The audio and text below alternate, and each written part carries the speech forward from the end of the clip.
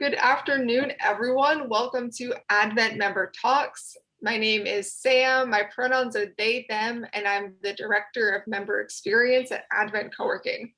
We are a creative co-working community, event space, podcast studio, art gallery, yoga studio, so many things, but most importantly, we're a community. And we love getting to put on this weekly event, Advent Member Talks, each week featuring a different member on the topic of their choosing. You can view all of our previous member talks on our YouTube channel, Advent Coworking Videos, and read about them on our blog as well at adventcoworking.com. But I'm so excited today to be joined by Cecilia. We are going to be talking about overlooked elders and the importance of having older adults in the workplace. And we're going to start off by watching a really awesome TED Talk. Cecilia, did you want to say anything about the TED Talk before I? Well, I wanted to say this real quickly that Sam, a great salesperson, she asked me, she called about something else and segued her way into having me do this presentation. She had asked about diversity. Are we addressing it enough? And we don't ever talk about diversity across the age spectrum. So I said, let's talk about ages. And I said, well, do you want to do a talk? So I found this wonderful talk by Ashton Applewhite. You may have seen it. It's wonderful. She's got some books out. So yeah, let's go ahead and watch this. And then we're going to come back, a few more slides, and just sort of discuss what we've learned here with her. Let's go ahead. All righty, let me share my screen. And if y'all have any questions throughout this member talk, please go ahead and type those into the comments and we'll do a Q&A at the end. Can you see the video? I can, yeah. All right, let me know if you need to turn the volume up. What's one thing that every person in this room is going to become? Older. And most of us are scared stiff at the prospect. How does that word make you feel? I used to feel the same way. What was I most worried about? Ending up drooling in some grim institutional hallway. And then I learned that only 4% of older Americans are living in nursing homes, and the percentage is dropping. What else was I worried about? Dementia. Turns out that most of us can think just fine to the end. Dementia rates are dropping too. The real epidemic is anxiety over memory loss. I also figured that old people were depressed because they were old and they were going to die soon. It turns out that the longer people live, the less they fear dying, and that people are happiest at the beginnings and the ends of their lives. It's called the U-curve of happiness, and it's been borne out by dozens of studies around the world. You don't have to be a Buddhist or a billionaire. The curve is a function of the way aging itself affects the brain. So I started feeling a lot better about getting older, and I started obsessing about why so few people know these things. The reason is ageism, discrimination and stereotyping on the basis of age. We experience it anytime someone assumes we're too old for something, instead of finding out who we are and what we're capable of, or too young. Ageism cuts both ways. All isms are socially constructed ideas: racism, sexism, homophobia, and that means we make them up, and they can change over time. All these prejudices pit us against each other to maintain the status quo, like auto workers in the US competing against auto workers in Mexico instead of organizing for better wages. We know it's not okay to allocate resources by race or by sex. Why should it be okay to weigh the needs of the young against the old? All prejudice relies on othering, seeing a group of people as other than ourselves, other race, other religion, other nationality. The strange thing about ageism, that other is us. Ageism feeds on denial, our reluctance to acknowledge that we are going to become that older person. It's denial when we try to pass for younger, or when we believe in anti-aging products, or when we feel like our bodies are betraying us simply because they are changing. Why on earth do we stop celebrating the ability to adapt and grow as we move through life? Why should aging well mean struggling to look and move like younger versions of ourselves? It's embarrassing to be called out as older until we quit being embarrassed about it. And it's not healthy to go through life dreading our futures. The sooner we get off this hamster wheel of age denial, the better off we are. Stereotypes are always a mistake, of course, but especially when it comes to age, because the longer we live, the more different from one another we become, right? Think about it. And yet, we tend to think of everyone in a retirement home as the same age, old.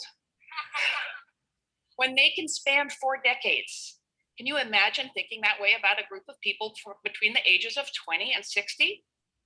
When you get to a party, do you head for people your own age? Have you ever grumbled about entitled millennials? Have you ever rejected a haircut or a relationship or an outing because it's not age appropriate? For adults, there's no such thing. All these behaviors are ageist. We all do them, and we can't challenge bias unless we're aware of it. Nobody's born ageist, but it starts in early childhood, around the same time attitudes towards race and gender start to form, because negative messages about late life bombard us from the media and popular culture at every turn, right? Wrinkles are ugly.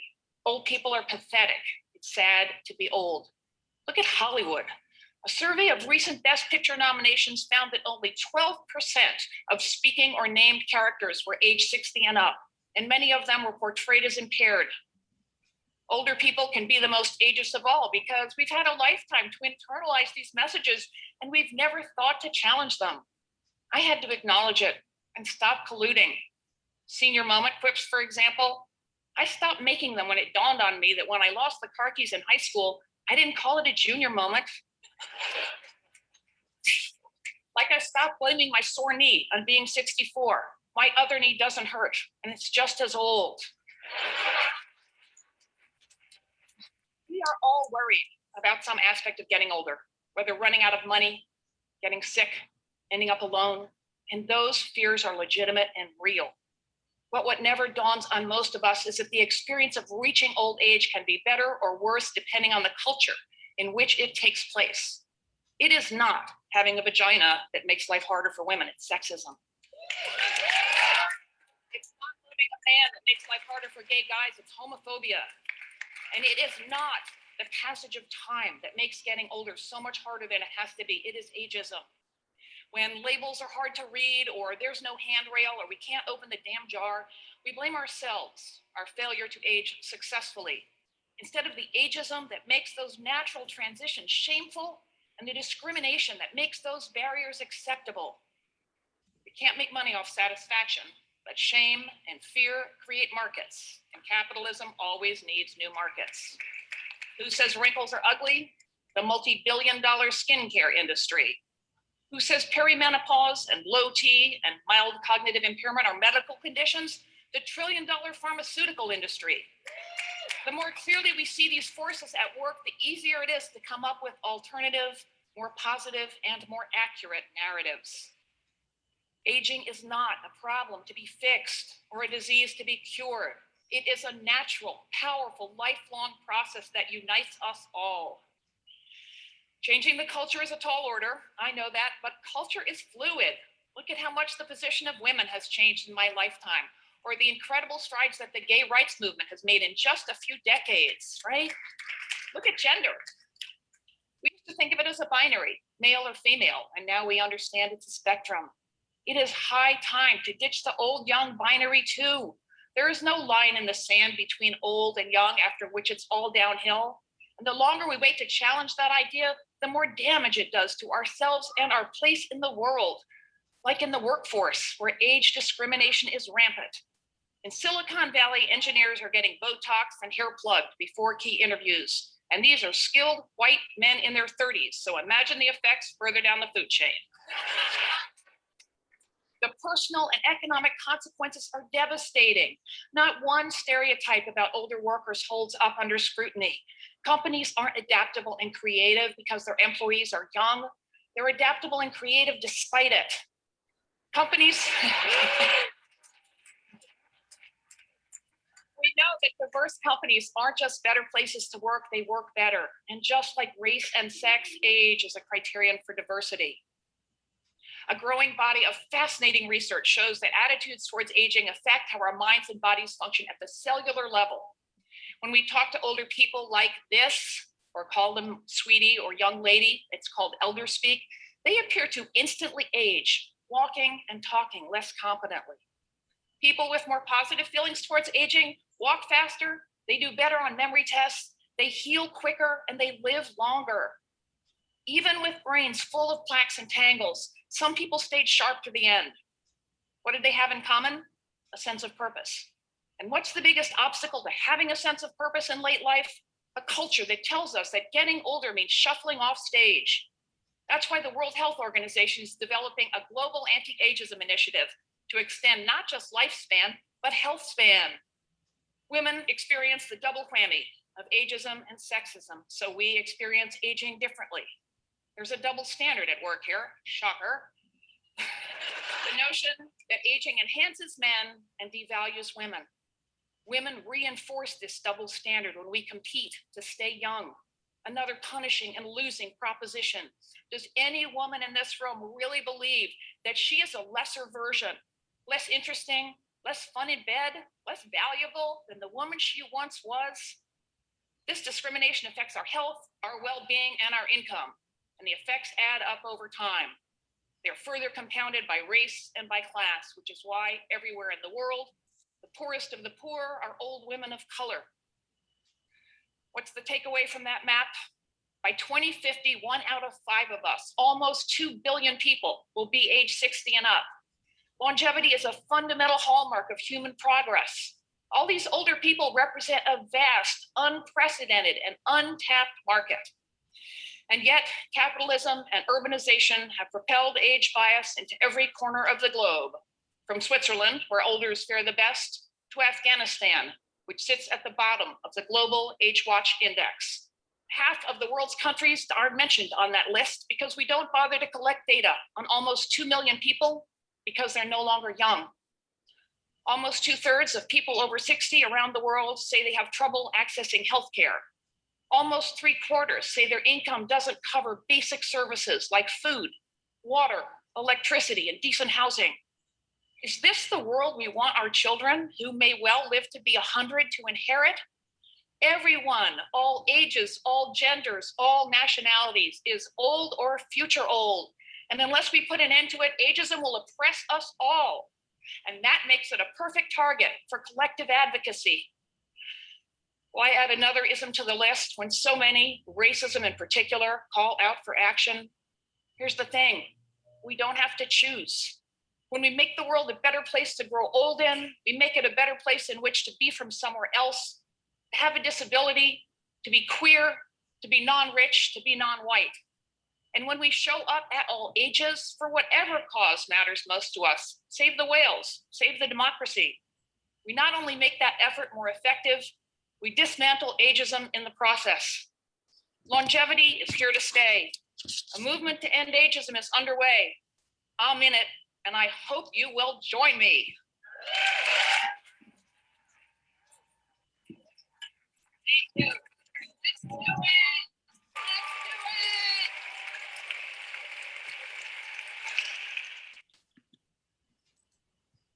Awesome.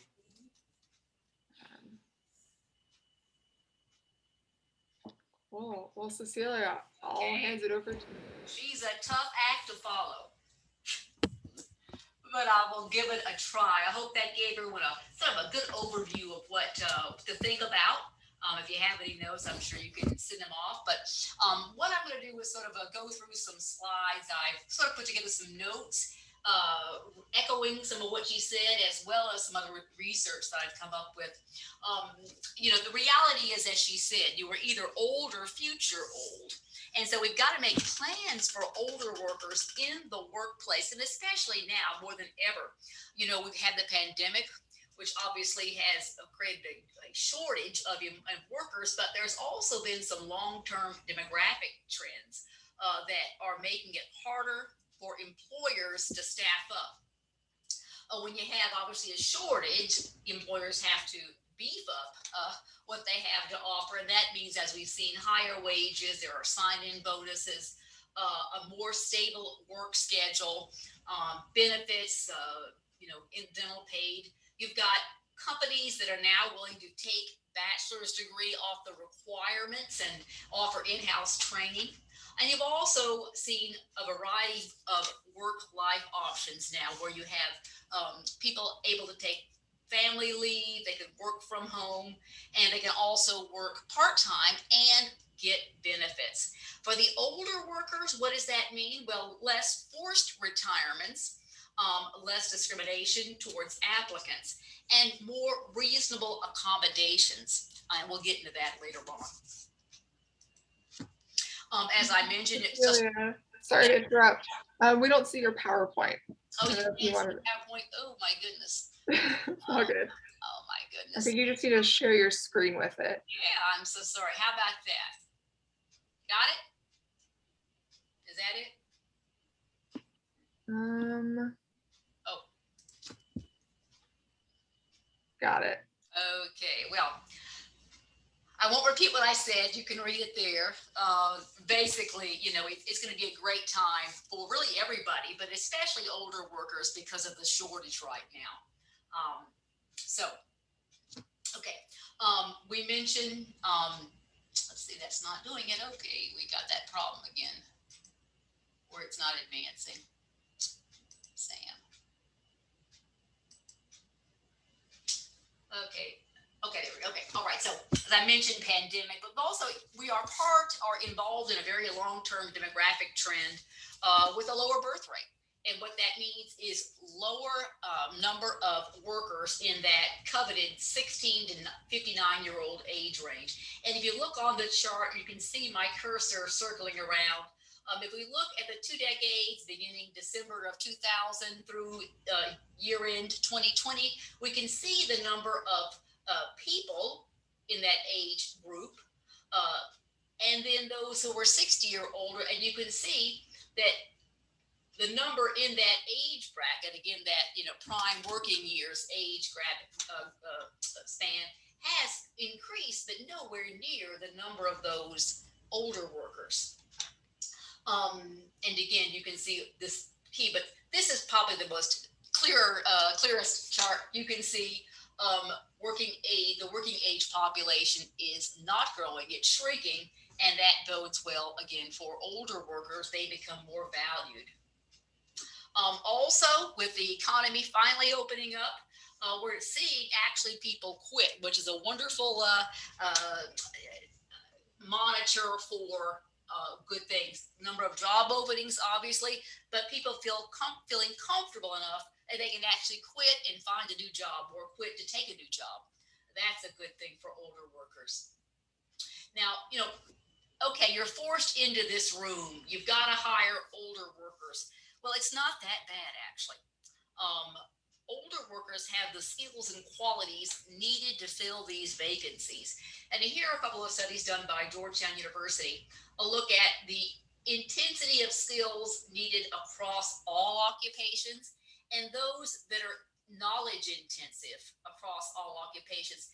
And where seniors are strongest in communication, for that active listening, speaking, reading comprehension, those kinds of things, elders excel at that. They've got that. Same thing over here. The types of jobs, customer service, client, those are great things for the older population to work on. What's interesting is things like computers and electronics, clerical, those actually are pretty low as far as the needed qualities in the workplace. You know, what are some of these qualities? Again, older people, because they've lived in a world where you had to, you know, we met face to face. And I'm in sales, so I read many books on this topic. How to read body language and facial cues, making eye contact. If you've got any teenagers around or young adults, many of them aren't very strong in the eye contact area. If you've got clients though, or if you're in management, that's something you've got to work on. Older employees are well versed in the appropriate use of spoken and written words. They know grammar and they know when to use and not use slang, which is really important. They've had tremendous life experiences. They have an expectation, work ethic, goal setting. They've experienced losses. They can budget. These are wonderful qualifications. qualities. Also, they have transitioned from simply information gathering to intelligence, similar to simply reading the news and having some insight.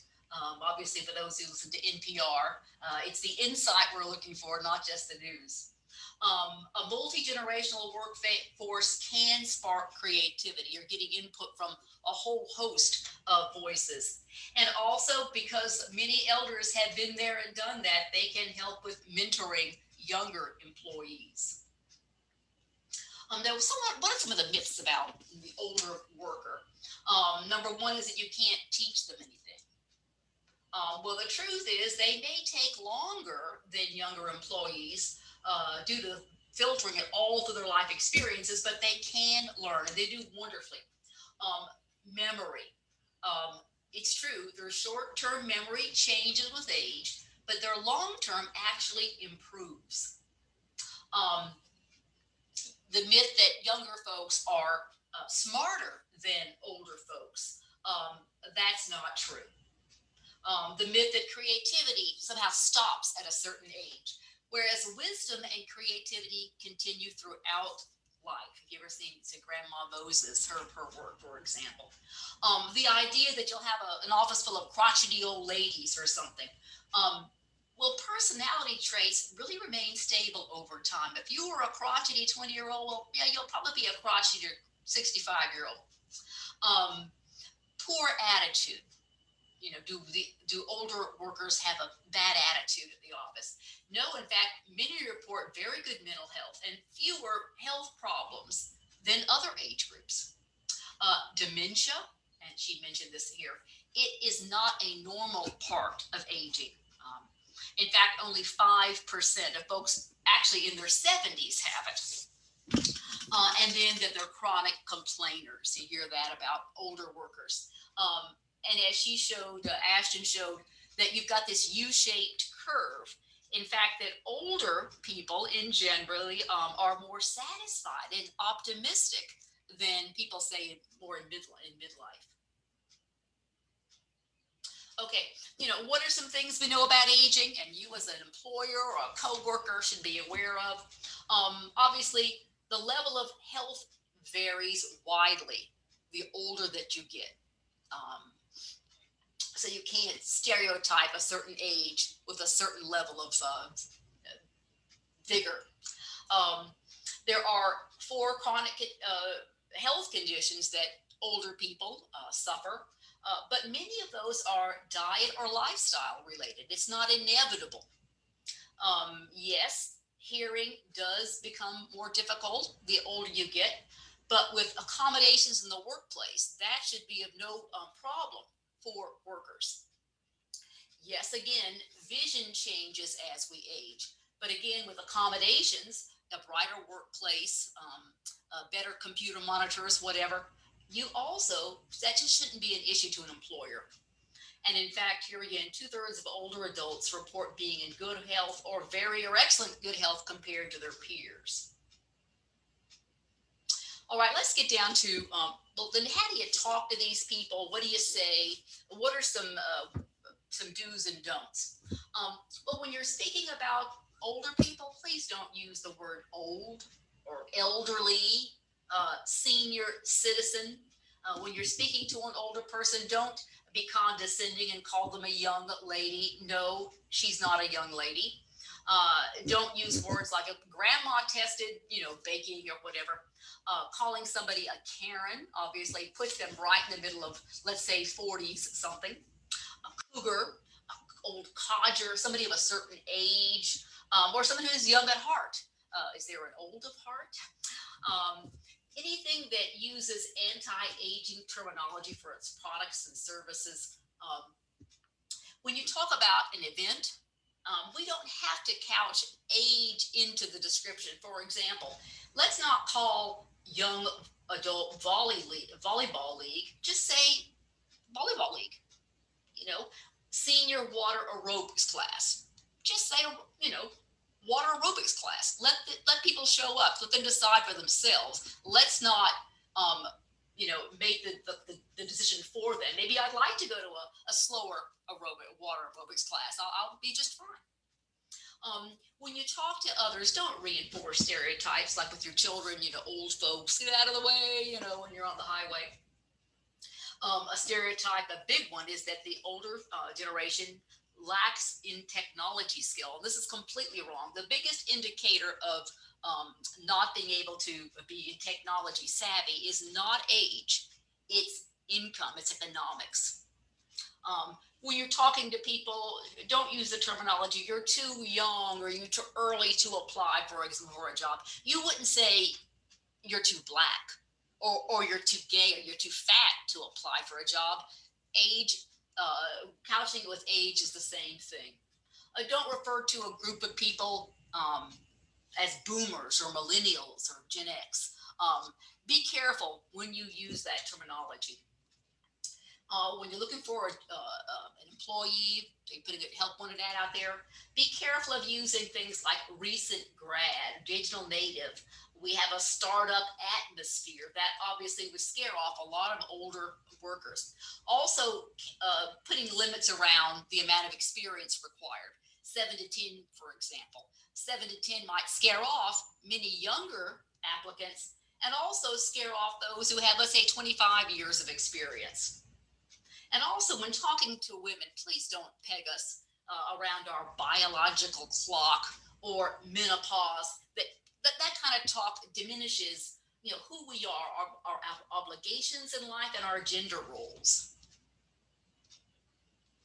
Okay, when you talk again to folks, what words can you use? And let's use words like seasoned, experienced. I'm looking for an experienced so-and-so.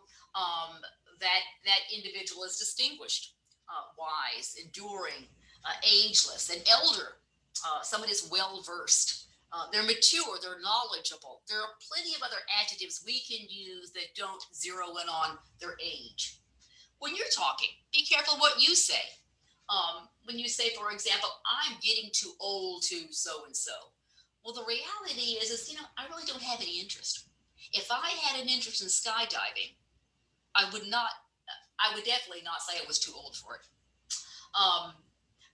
Let's say I work out to keep my shape. Well, you know what? I work out to build strength. I'm not trying to have a 22-year-old's figure anymore. I like being strong and having stamina. Saying things like, well, here comes the 70s. Well, this will date you when I tell you about so-and-so. Just say, I remember when something occurred. And here's one I just got today. Somebody sent me an email saying he couldn't come to this particular event. He said, he had a doctor's appointment. He said, we elders spend a lot of time in the doctor's office. He could have just said, I'd love to go, but I have a previous appointment. That's it. Let's not, couch that or internalize that we because we're old, we go to the doctor a lot. That's not true. All right, in your marketing, in your website, let's be careful. I want to say, let's ditch clip art. If you go in there and you Google, office of people, this is what you get. All kinds of people. Maybe they have a couple of different races in there, but they're all clearly under the age of 35. I know me personally, when I go to a website and I see something like this, I assume that I am not welcome there. I wouldn't fit in. I would stand out. This is an interesting one. Here's an ad for a conference. Some company sponsors conferences. I looked at this, and then I found pictures of people who had actually attended those conferences. Top producer conferences, they're all gray-haired. The top producers tend to be the folks who are over 40, not this group of folks to be a college class. So be careful in your marketing website ads that you have a large range of ages, colors, whatever, and so you aren't screening out potential. Well, that's what I have to offer today. I hope if you have any questions, or Sam, you take it away. Yeah, thank you so much, Cecilia. I know we're a little over time, folks, but it's such an important topic, and I wanted to make sure we could watch that TED Talk too. But we do have some questions, um, and if we don't get to your question, I'm gonna have Cecilia share like best contact information at the end, so you can always like reach out and discuss this, discuss this further. Where did that question go? So, what would you say to an employer who does not want to hire an older adult because that person is close to retiring age?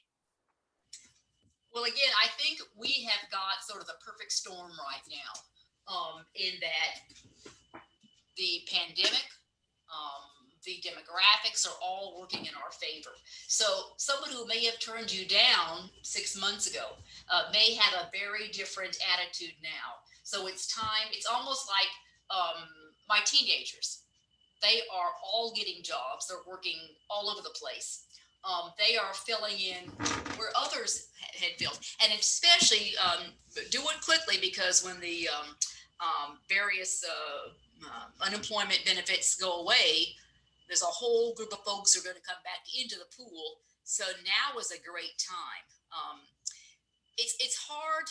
I know I've applied for jobs before. I know it's very difficult, but this happens to be a pretty good time. And once you do get on board, please spread the word that we need a more diversified workforce, because it does work better.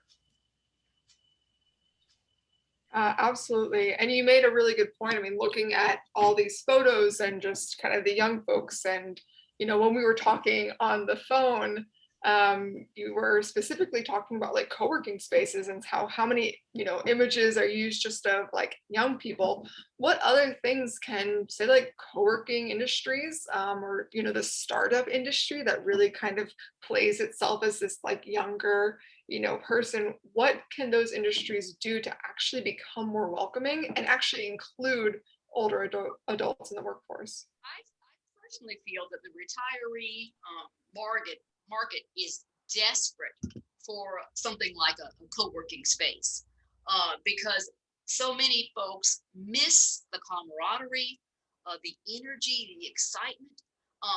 They really don't need the money as much. They just need the social interaction. So by billing that aspect, you could vastly increase the number of people coming into a co-working space. I tell my friends, don't retire necessarily, or if you do retire, think about coming into an office every day. The routine is especially helpful for men that like the routine of coming in, and you can mentor, you can help out others, and it may spark some creativity, and you start your own company. So I really think they're fantastic. But obviously, leaving them off of the marketing materials and the website, I actually looked at WeWork, looked at their website, and it was everybody looked to be under 25 there. It was very depressing. I would be afraid. I'd be embarrassed to go in there. If this is what's there, I would be embarrassed to go in. Yeah. Well, thank you so much for giving this talk. It's such an important topic, and I don't think ageism is discussed enough, either way, towards younger folks or towards older folks. So I'm really glad that we're talking about this, and if there's ways that Advent can improve to better include older like entrepreneurs and just our community in general, please let us know. But Cecilia, if folks want to chat with you about this topic or just learn more about you and the work you do, what's the best way for them to do that? Well, they can just send me an email. Well, actually, CEC Brian, BRIEN @gmail.com. CECBRIEN @gmail.com. So, or you can send it to Sam and she can send it on to me. Yeah, and when I upload this video to our YouTube channel, Advent Coworking Videos, I'll make sure to include that email address. But thank you again so much, and thank you to everyone who's joined us today, and for everyone who's watching this later on our YouTube channel. Advent Member Talks is a weekly event every Tuesday Facebook Live at 4:30 p.m. So I hope to see you next week, and I hope you have a great rest of your evening. Bye.